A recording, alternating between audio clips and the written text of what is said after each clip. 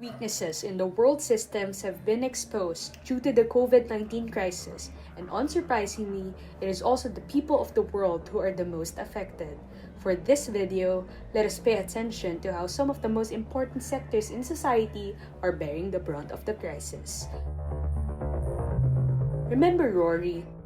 Turns out, she's one of over 246,810 Filipinos in Metro Manila who got laid off from work due to the ongoing enhanced community quarantine. Rory's been self-employed most of her career, a sector which took quite a big hit because of the lockdown.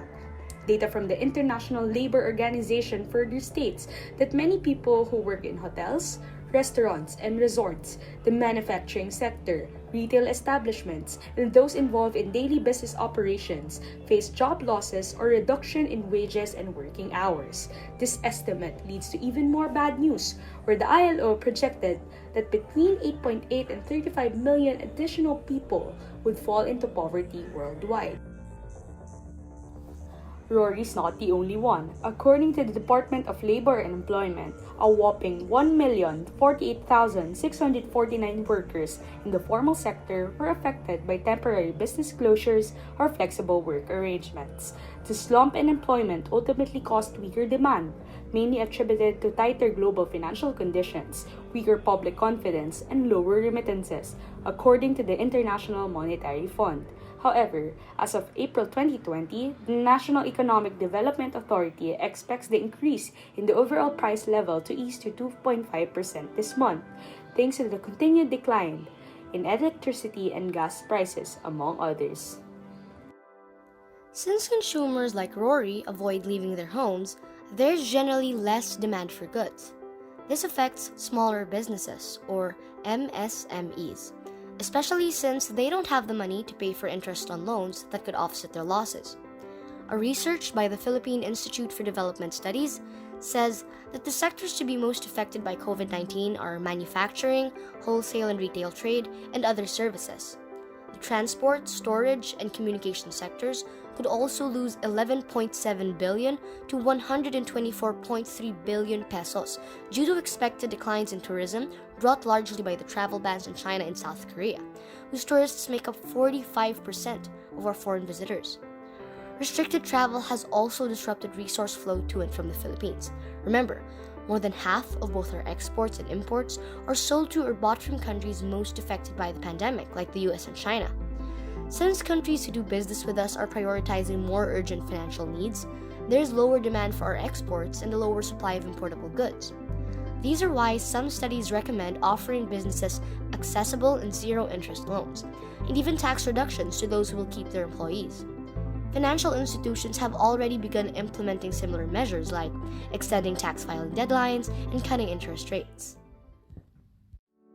Rory is doing her part by refraining from going out when not needed and taking proper precautionary measures as advised by our country's Department of Health. She does not forget, however, to stay vigilant, critical, and compassionate. While Rory and others have to watch out for their sustenance, the Philippines is facing another front. Our healthcare system is strained, and our hospitals and frontliners have inadequate resources. Currently, the supply of equipment, facilities, and even manpower is not enough to accommodate patients if the transmission of the virus reaches its peak. There are still shortages with PPEs, since each hospital uses up to 200 to 500 per day. Furthermore, testing in the country is not yet at its best, since only 2,500 to 3,000 people per day are being tested due to limited test kits and testing centers. For all these issues, demand outweighs the supply of needed medical equipment and resources. Research from the Philippine Institute of Development Studies suggests different interventions to improve COVID-19 mitigations in the health sector. First, having a community quarantine is recommended, but should not be prolonged to the point that it will damage the economy too much. When done, it should be accompanied by mass testing and procurement of medical supplies. More laboratories for testing, more quarantine facilities, more PPEs, and better contact tracing must be pursued. Most importantly, Health workers should be supported and protected. This must be spearheaded by the government, but the private sector can also play a huge role here. From these three sectors, we now take a look at the bigger picture. With the inevitable economic freeze brought on by social distancing and the ECQ, it comes as no surprise that we expect a slowdown in the growth of the overall economy.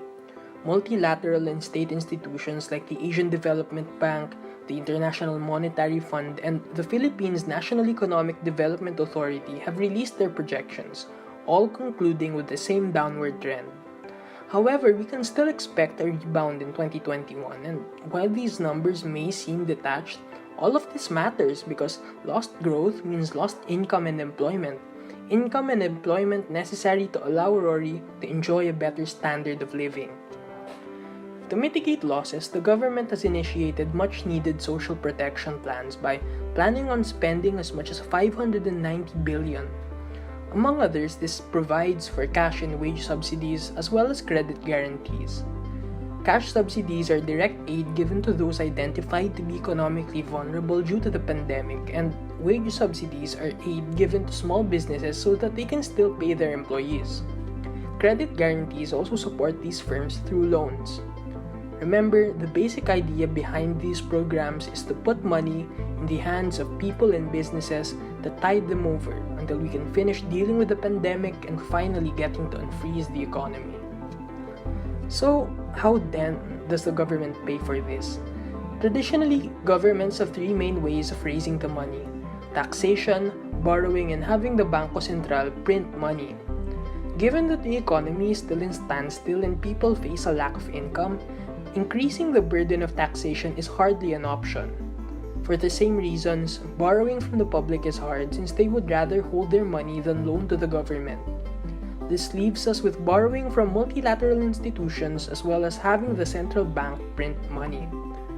310 billion in grants were given by multilaterals like the World Bank and the ADB, and the BSP has also bought 300 billion pesos worth of government securities to help fund its initiatives. Finally, printing money is the monopoly of the central bank, and it could use this power not by literally printing peso bills, but by simply increasing the treasury's account in exchange for more of these government securities. The pandemic has sent shockwaves through the economy, but fortunately, the government has many tools to deal with the adverse effects. What is critical for Rory and millions of others is how effectively and efficiently the government will be able to use them.